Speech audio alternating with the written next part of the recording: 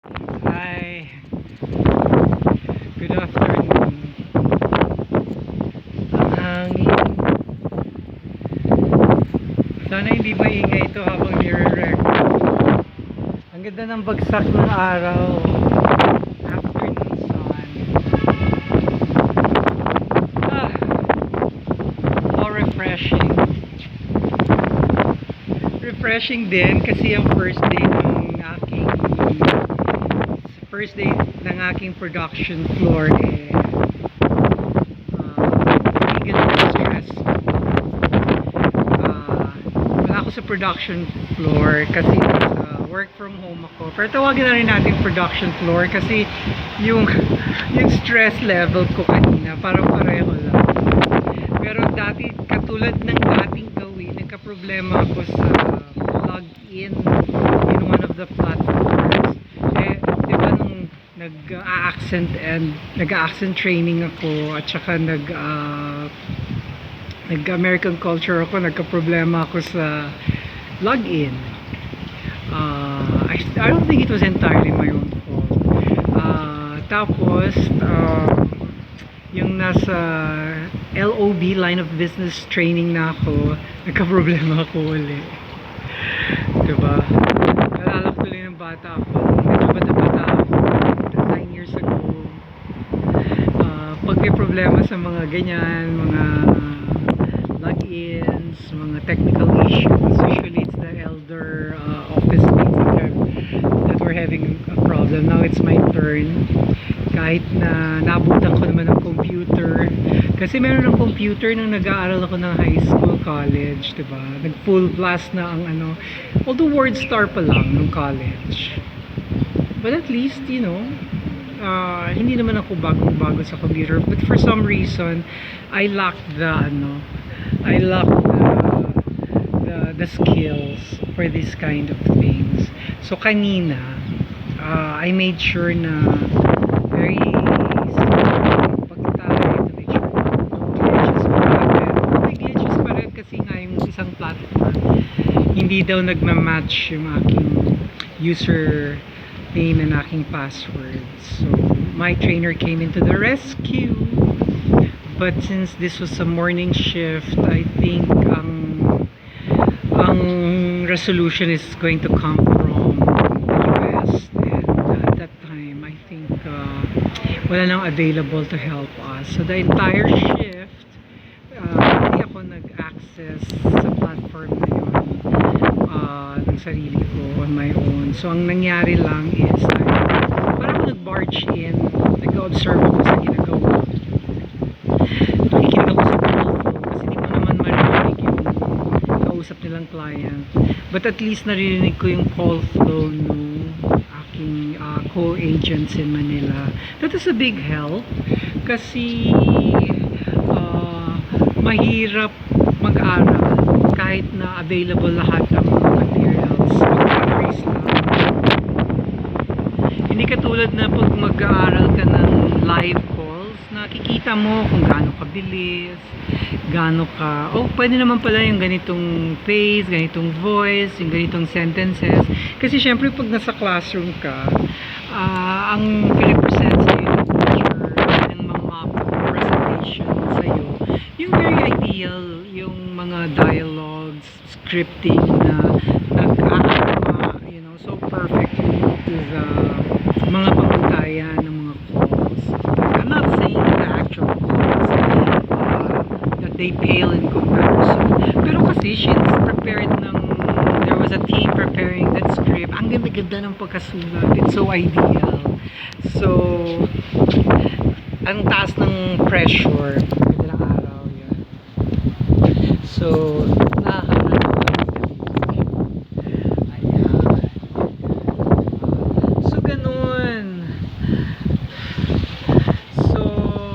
at least hindi siya malakas ang pressure. Sa totoo lang, happy ako. So if ever tomorrow meron akong logins, I think kaya ko na, I'd be able to hack it. And Diba, sabi ko sa isang vlog, yesterday night was my transition off. So, imbis na pumasok ako 9 to 6, parang day off ko yun. Pero pinapasok ako ng 8 a.m. kanina. So, sa Friday, is again my transition off. Pero meron akong Saturday, Sunday, hanggang tuloy-tuloy na yon. Nakalimutan ko kung ano yung aking day off.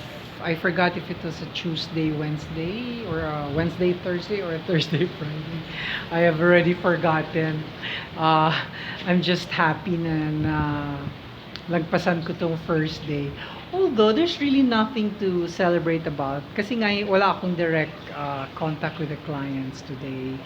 I did not, there was no room, there was no opportunity, hindi ba opportunity? There was no room for making errors kasi wala naman, there was no venue for that. But I really hope that that I do well, no? So I'm also glad that na-meet ko some of them yung morning and afternoon shift kasi this 8 to 5 is an unusual shift. I think they designed it in such a way na para ma-meet ko talagang silang lahat, that I'll be exposed to the kind of rhythm ng 8 to 12, tapos kung ano yung rhythm ng after midday dito sa Pilipinas, diba? So, although nag-log out na ako ng 5 p.m. So, I mean 5 a.m. dito, 5 p.m. Sa kabilang bansa, our counterpart, which is mostly in the eastern side. So, okay naman. I'm thankful. So, mas mababait naman yung aking, mababait naman yung aking mga kasama. The TL is supportive. Yung dalawang na-meet ko sa umaga were very supportive. Yung dalawa rin sa hapon were very supportive. Pero mas nakakwentuhan ko yung sa hapon kasi before I took a break, parang nagka-bonding kami ng tatlo ng konti. So, mahaba-habang kwentuhan. Tapos yung isa pa doon, sa kakwentuhan ko, parang he opened up kasi he broached the topic na I mentioned na before joining this, I was really into real estate industry kasi tinanong ng TL ko na when was my last, if I had a BPO experience, when was the last time I had a BPO experience. So sinabi ko na, well, BPO really was mga 2013, 2014. Sabi ko, although in 2015 or 2016, I worked for a company that had night shift and used the Spanish language, but it was not a BPO environment, diba? We were an offshore, yes, but we were directly employed. So, kung sino yung employer principal sa Netherlands, siya din naman yung boss namin dito. In fact, we reported to Netherlands. Ako, in my case, I reported to the branch in Spain. Then, ultimately, I reported to the branch in California. So, we weren't dealing with, we weren't third parties. We were part of the organization. We were a branch located in the Philippines. So it wasn't really BPO. In fact, the setup was not BPO, but because they hired people that came from the BPO to man the Manila office, it was run like a BPO na din, but not really because wala yung the average handling time, wala yung mga, all the trappings that come with the BPO, except that we were working at night, that we were using an Avaya. In that company, I manually dialed, and if I did not make prior research, I had no numbers to call. So I had no contact person to look for because it was a lead generation. And talagang susuyurin mo ang, in my case, Mexico, ng mga possible clients. I did not sell. I only sent a filler asking clients, ano ba ang may pangangailangan ka ba sa ganitong product? Maybe if you do, maybe I can ask my boss in California to give you a call and eventually pay you a visit in Mexico. Or if you already need this product and you already have soon a project that you're inviting bidders to, maybe you can send me an invitation to bid so we can bid. So ganon. So we were looking for invitation to bids, or if there weren't no invitation to bids, we try to identify allied industry that might be able to push the product from the Netherlands, you know. So, ganun. Ito, iba naman. So, ganun pa din. Wala akong experience sa mga magiging irate clients because I will basically do also outbound. There will be very few inbounds daw, and usually the inbounds, the way described has more or less nothing to do with what I do for outbound. So may maliligaw lang talagang calls na kaya ka mag-i-inbound. Kaya may inbound. Yun. So ganon. And mabalik tayo sa Pilipinas, and today I'm so happy that we can use the pool. Nakakita ako ng batang nagtatampisaw sa children's pool. I asked the the health officer, ano ba tawag dun sa mga security officer na naka-orange? They're wearing orange because they have more qualifications, kasi may training sila sa first aid, marunong silang mag do stuff, you know, blood pressure and all that. So yung mga orange, the security person, I know they're securities kasi they're part of the security team. But pag makikita mo sila sa building nyo, they're doing stuffs that other security people aren't doing. They don't man the lobbies, they don't man the entrance, they do not do roving. They're just stationed in one place most of the time, like the amenities area, because there's the pool. Tsaka alam nyo naman na pag ang pool is less than 4 feet or something, there's really no requirement by the government to keep to maintain a lifeguard. So I suppose parang they will also like perform the first aid duties of a lifeguard. And since matatangkad naman sila, madali naman sigurong sagipin ang kung may malulunod pa ba dyan sa 4 feet na yan. So yung mga ganon. So I'm so happy. Maybe I don't know kung kailan, kasi by appointment pa din. So you have to know your schedule prior so you would know when to use the pool. Ayan.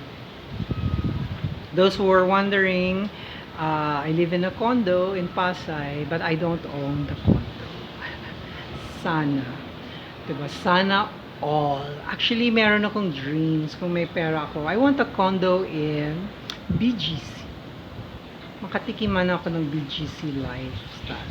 Yung tipong, I will stay there 1 year, tapos paparent ko na siya on the 2nd or 3rd year, you know, just experience the life in BGC. But one thing is sure, I want a condo in Cebu. You know, I'm thinking maybe I should get something kung may pera, ha? I'm not saying I have money. You know, ano lang, pangarap, dream, malay mo manalo tayo ng loto, malay mo yung stocks na natatalo natin, since busy na tayo ngayon sa BPO, mabigla na lang tayo nag times 10, times 100 na yung value. Diba? You'll never know. So, sabi ko, maybe Dumaguete.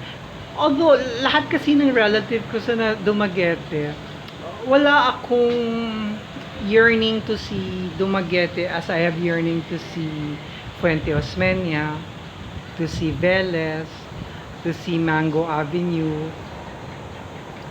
Well, I like may yearning ako to see South Station, South Bus Station, kasi yun yung sasakay mo papuntang Dumaguete.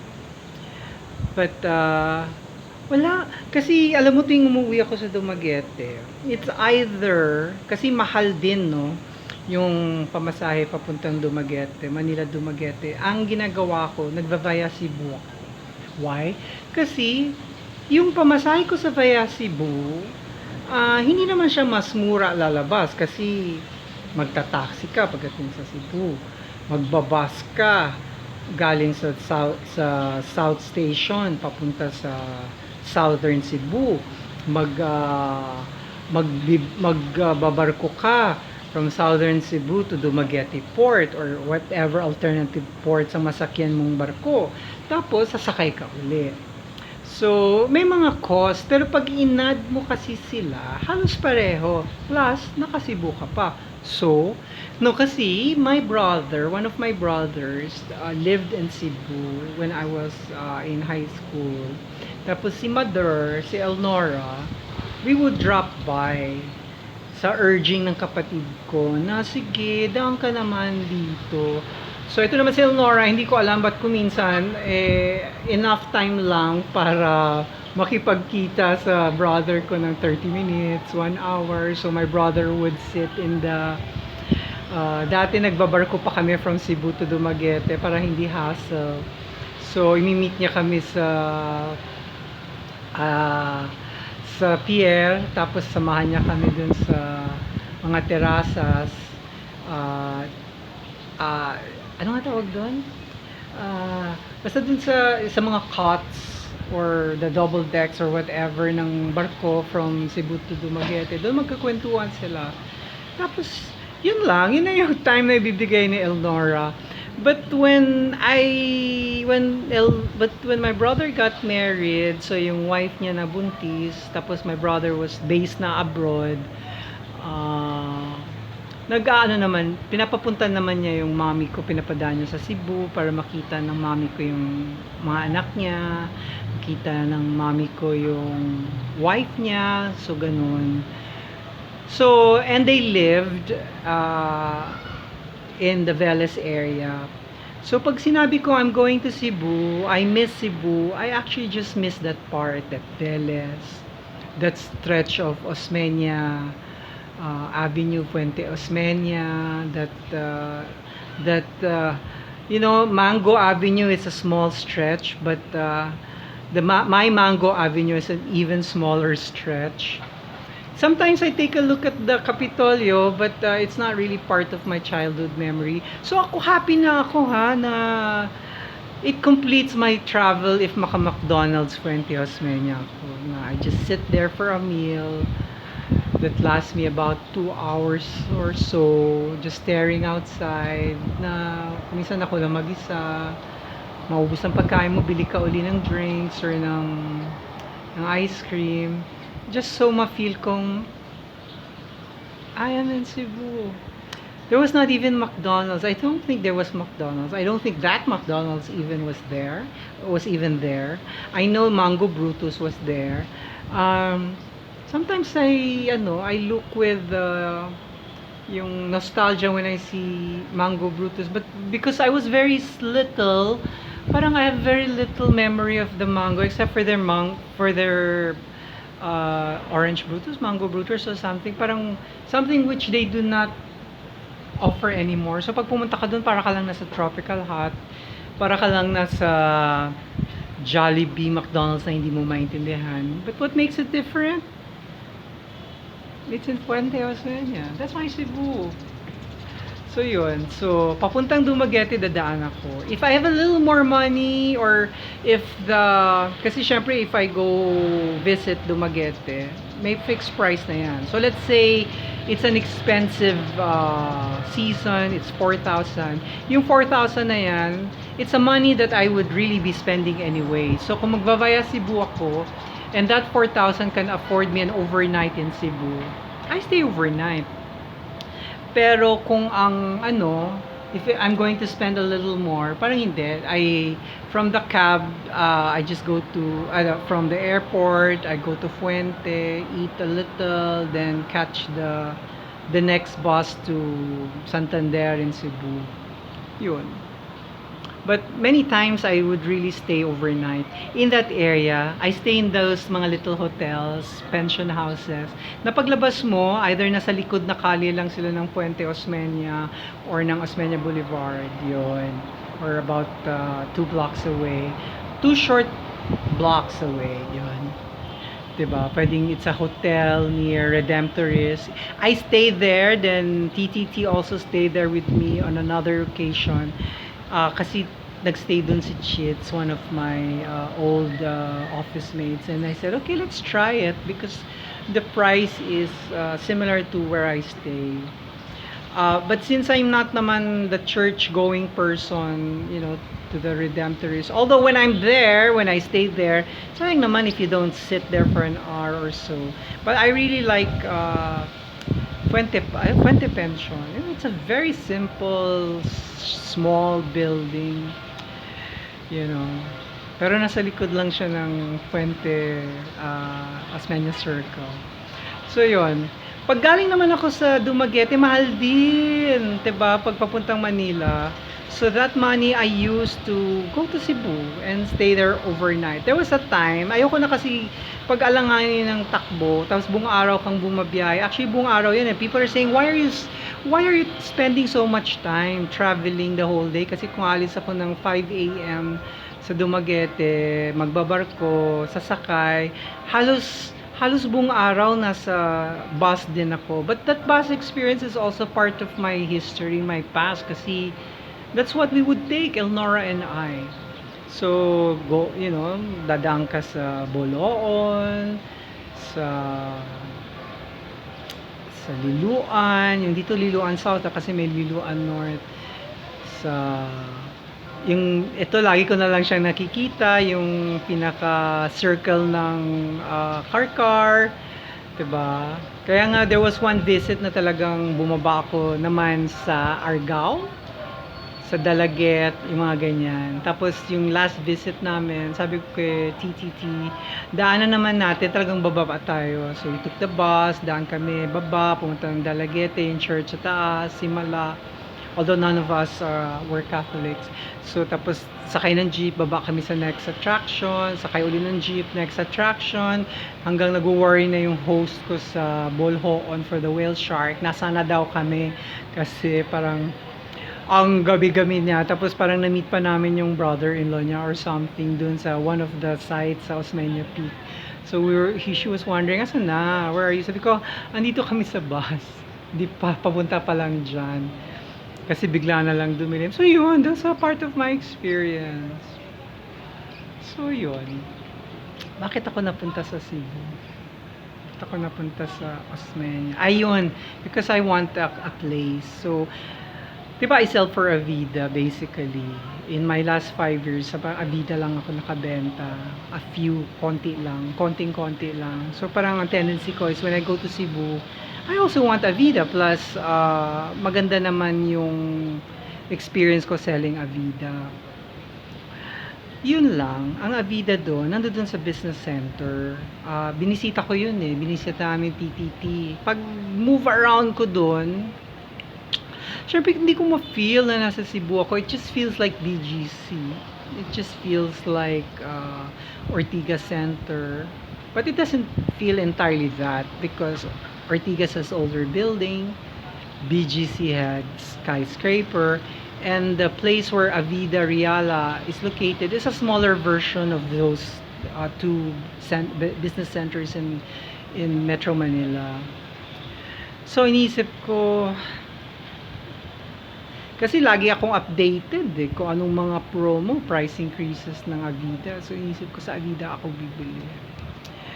Which makes me, ano ba ngayon? May 18, 2021, magpa-price increase. Kung saan ako may benta sa Avida Towers Prime Top ng 4% ba or 6%. My God, ang mahal-mahal na ng mga prices. Tapos nagpa-price increase pa sila. Hindi ako worried sa buyers, no? Kasi you know, there's nothing they can do. They buy at the time they're ready to buy. There's no use telling them how much the price was 2 months ago, 3 months ago. It just makes their purchases sound very expensive and overpriced already.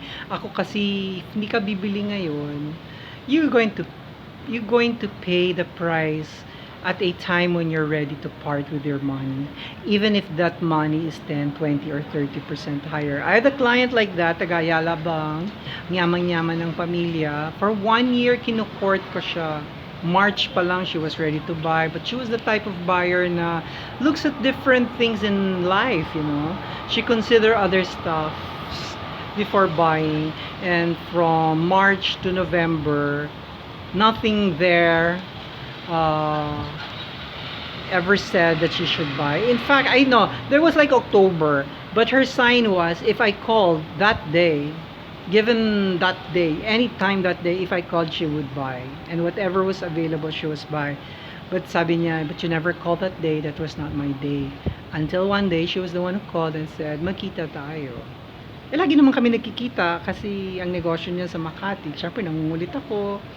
Ganyan. Tapos hindi naman siya naiinis pag nandiyan ka. Kakausapin ka naman niya. Ganyan. She was very polite and cordial, and ano naman, welcome ka naman kung nandiyan ka, nag-chika ka, follow up.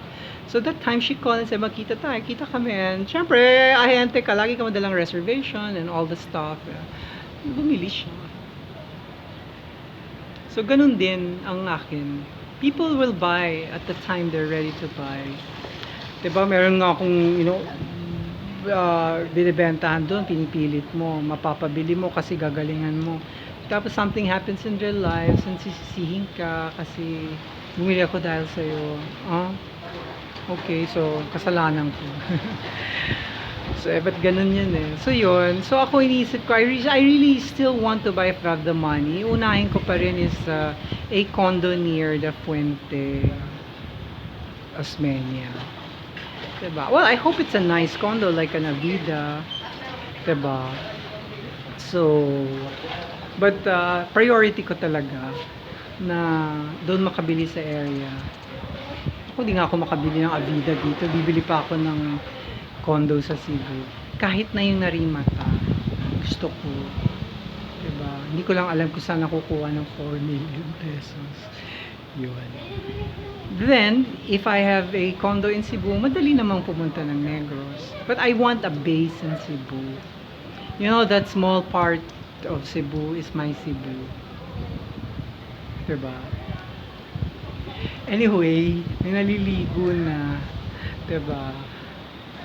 So, overall, it's a beautiful day. Mamayang gabi na naman tayo matutulog, but I have to wake up early kasi nga 8 a.m. na naman ang shift natin.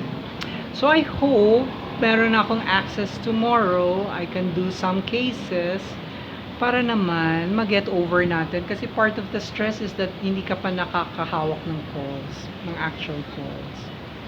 Diba? Once you're done and over it, you'll have peace of mind, you know. Parang, I'm a legit agent, you know, for this account. Anyway, diba?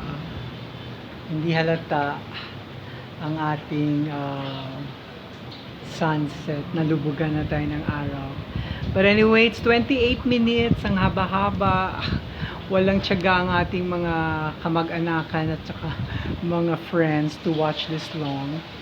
But to my future self, here you are, May 18, at around 6:30 p.m. talking about your BPO experience, diba? Richmond, I hope you're in a better place when you watch this 2 years from now, even just 1 year from now, even just 6 months from now. I hope you'll be in a better, happier place when you watch this in the future. If pala rin, maybe after 5 years when you're 56, you can still watch it and say, oh, look at where I was during that time and look where I am now. Or maybe kung talagang paparalin kayo ni TTT when you're 60 and 61, you can watch this together and I hope you're happy where you are. diba? You don't need to come back to this day with longing na I wish I was 51 again, or when you watch this you'd say, oh, I had better life then, ganyan, but I wish, you know, I just wish that when you watch this 2 years, 3 years, 4 years, 5 years from now, Richmond, 10 years from now, or ko, abutin ka ng 20 years, I hope you're in a better place. You know, you're not watching it crying.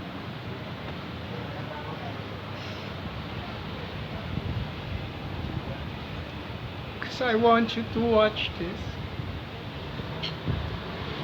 many, many years from now. I want you to be a happy person. Nothing's missing in your heart. People around you are caring and loving and supportive. Whatever station you are, years from now.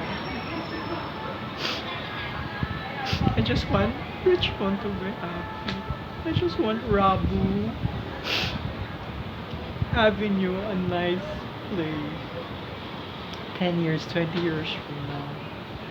Or if I'm not around, people watching this, I hope you watch it with the fun memories of me. Because I did not only do this for myself, but people who will be left behind when I move on. Wala kasi akong anak. My only nephews and nieces. I'm not very close to them, although in my heart, they're close to my heart. Since I'm not physically with them, you don't grow up with them. I'm really an uncle or a tío abuelo, a stranger. Like that have a title in their life. I'm their tío abuelo, I'm their tito, I'm their lolo, arte no lolo. Anyway, successful tayo. Hindi tayo masyadong umiyak. Anyway, all of you, I love you. I love you, Richmond. I love you, Rabu. I love you, TTT. I love my early supporters, Achi, Shobe. I love you, Inday 3. Kahit di pa napapanood ni Inday Zell to Hazel, I love you too. I love your daughter. I love Trisha. I love your mga apo, si Sai, the new one. I love Tita Perla. I love my cousins in Tanay. And even the mga kapatid ko, you know, somehow, it's hard to say that you love them because we hardly have any contact. But yeah, I love them too. Somehow. How do I know that? Kasi pag di kami nagkikita, wala, you know, wala akong, I don't think about them at all. I don't miss them. But in the few occasions that I'm with them, tapos magpa-partying, oh my God. Parang you know they're part of you and you're supposed to be part of them, but since the circumstances in your lives separated you emotionally, physically, and whatnot, yan. Parang even like sabi ni si Mao, sabi niya, let's meet sa airport. Punta naman ako doon. And for me, it was really just perfunctory, kahit we don't do that always. Tapos, at that time, I lived na in Pasay, so it was so easy to go to the airport. So, chika lang. I made so much effort making chika because what chika do you tell a niece that you did not grow up, diba, with? But when yung hinatid ko na siya dun sa shuttle from Terminal 3, dadalhin siya sa Centennial, I felt parang biglang, oh, there's an emptiness. Ganun din yung minit ko si Poy and his son, si Gab. So, chika lang, kasi what do you tell them? Although kasi si Gavin Poy, I had a closer connection because gawa na lang din ni Jedi. Parang she made so much effort. So, syempre, it was easy for me to be with them. Although si Poy, I was not close to him when he was growing up. So yung hinatid ko na sila kasi pupunta sila sa Bangkok or something. That's when I felt, maybe if I lived in Cebu, I'd experience this on a daily basis. But I don't. My life is not in Cebu. Although I want a condo in Cebu, maybe because I want a little of that life. You know, maka-attend ng whatever. The few times they eat dinner. I have a brother in an island, so maybe I can just go there. Even if we're not close, I have another sister in another island. It's an overnight boat ride, but everybody's so near when you're in Cebu. But I'm not really prepared to be just a few meters away from them 24 hours of the day. So I don't know what this new life.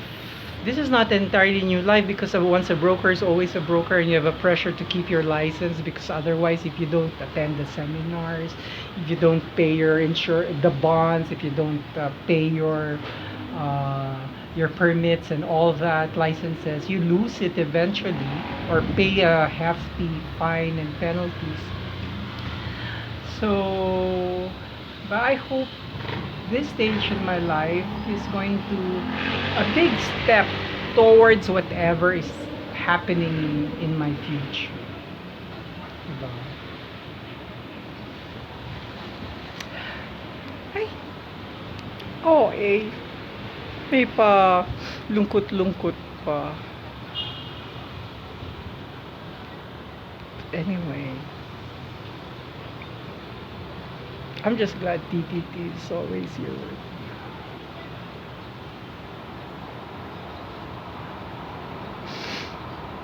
Life is hard. Life is hard. Hindi naman ako naghihirapan dyan si TTT. But at 51, life is hard. There are things I don't have because I didn't want them in the first place.